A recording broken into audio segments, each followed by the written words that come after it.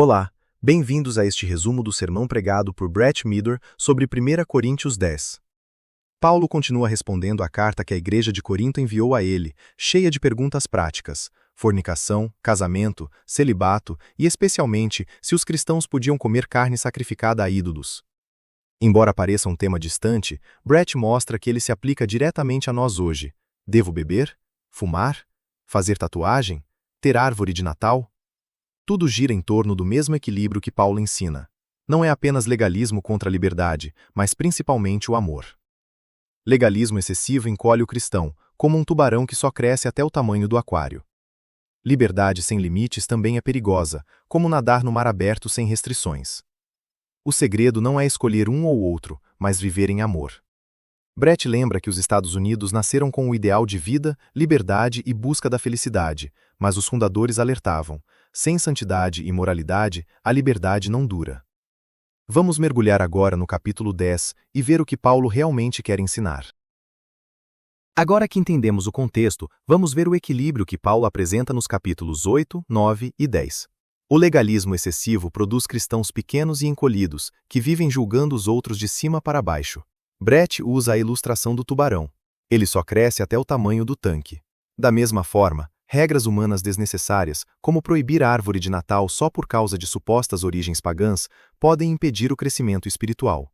Por outro lado, liberdade sem limites é perigosa, como estar no mar aberto cheio de ameaças.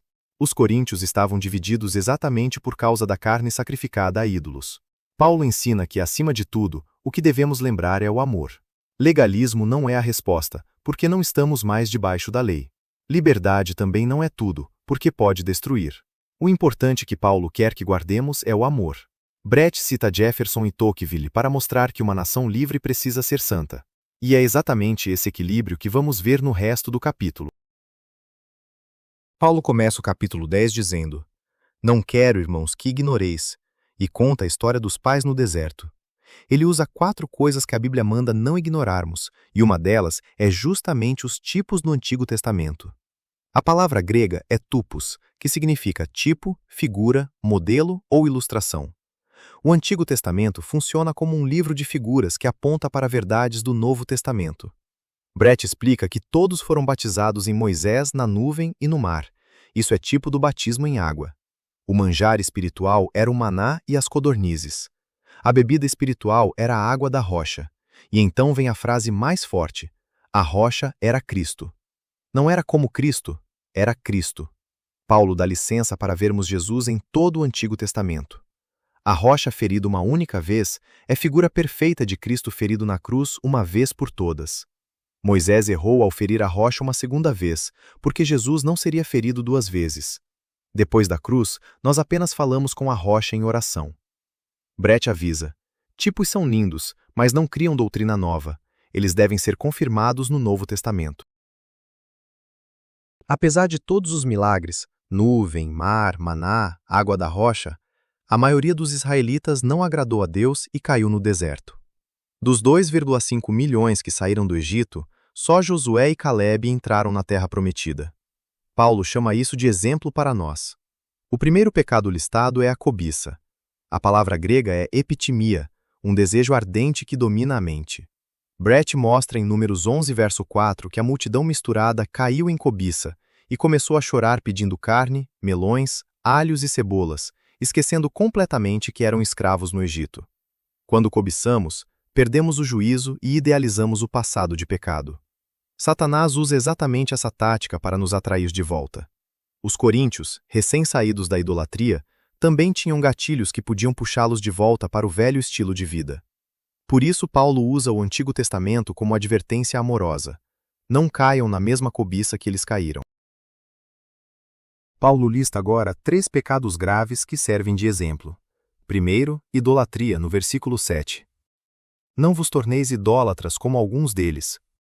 Ele cita Êxodo 32, o bezerro de ouro, onde o povo comeu, bebeu e se levantou para brincar, palavra que no contexto significa imoralidade sexual. Brett lembra que culto a vacas ainda existe na Índia hoje. Segundo, fornicação no versículo 8. 23 mil caíram num só dia. É a história de Números 25, a doutrina de Balaão, em que as moças midianitas seduziram os israelitas e os levaram à idolatria. Terceiro, tentar a Cristo no versículo 9. Nem tentemos o Senhor como alguns deles tentaram e pereceram pelas serpentes. Em Números 21, as serpentes ardentes picavam o povo. Deus mandou Moisés fazer uma serpente de bronze na vara. Quem olhasse para ela vivia.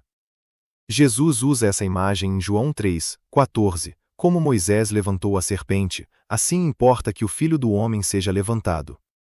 Cristo, que não tinha pecado, se fez pecado por nós. Paulo continua com o quarto exemplo. Nem murmureis como alguns deles murmuraram e foram destruídos. Murmuração é aquela reclamação constante, feita por baixo, quase sussurrada, cheia de insatisfação. É como quando alguém fica resmungando sem parar. A palavra em si é onomatopeica, ou seja, o som da palavra imita o barulho que ela representa, aquele resmungo contínuo e baixo. Brett mostra que os coríntios estavam murmurando contra Paulo e contra as orientações que ele dava. A palavra grega usada para advertência aqui é noutesia, uma advertência amorosa e sincera que vem do coração de Deus.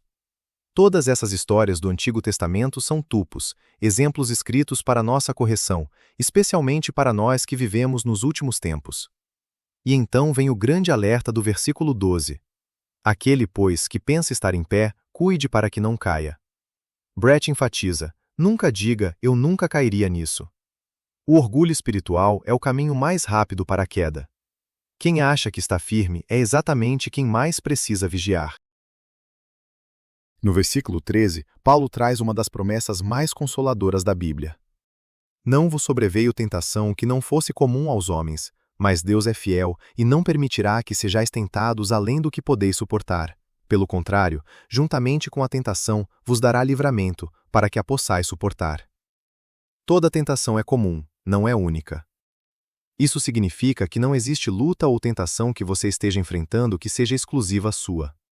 Outras pessoas, em diferentes épocas e situações, já passaram por algo muito parecido.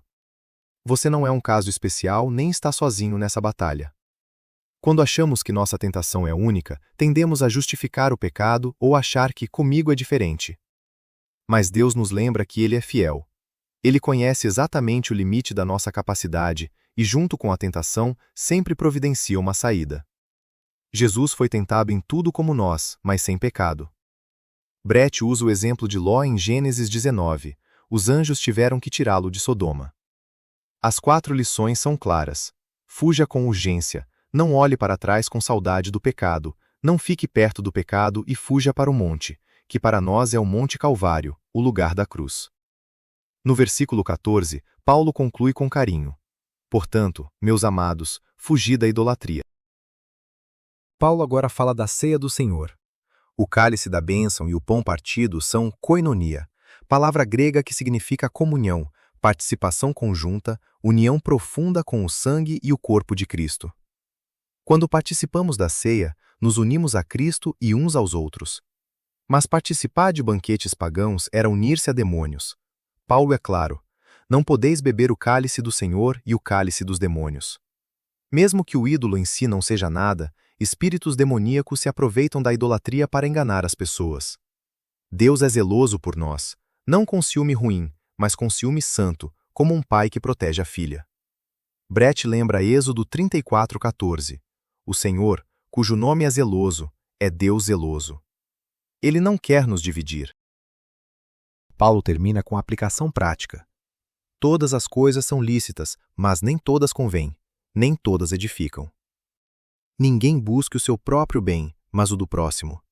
No mercado, coma a carne sem perguntar, mas se alguém avisar que foi sacrificada a ídolo e isso ofender o irmão mais fraco, não coma, por amor. Brett resume: sua liberdade nunca deve machucar o outro. O princípio supremo está no versículo 31. Quer comais, quer bebais ou façais outra coisa qualquer, fazei tudo para a glória de Deus. Não ofendam judeus, gregos, nem a igreja. Paulo diz: eu procuro agradar a todos em tudo, não buscando o meu próprio proveito, mas o proveito de muitos, para que sejam salvos. O amor deve prevalecer. Não sejamos legalistas nem abusemos da liberdade. Que o amor abunde, para que ninguém tropece e muitos sejam salvos. Chegamos ao final deste capítulo. Brett termina orando para que nós hoje tenhamos sensibilidade ao próximo, fujamos da idolatria, vivamos em verdadeira coinonia na ceia do Senhor e façamos absolutamente tudo para a glória de Deus. Que não sejamos dominados nem pelo legalismo nem pela liberdade egoísta, mas que o amor de Cristo transborde em nossas vidas. Que ninguém tropece por causa das nossas escolhas e que muitos venham a conhecer Jesus. Se este vídeo te abençoou, curta, comente e compartilhe. Que o Senhor te guarde e te dê sabedoria para viver em liberdade verdadeira, motivada pelo amor. Amém.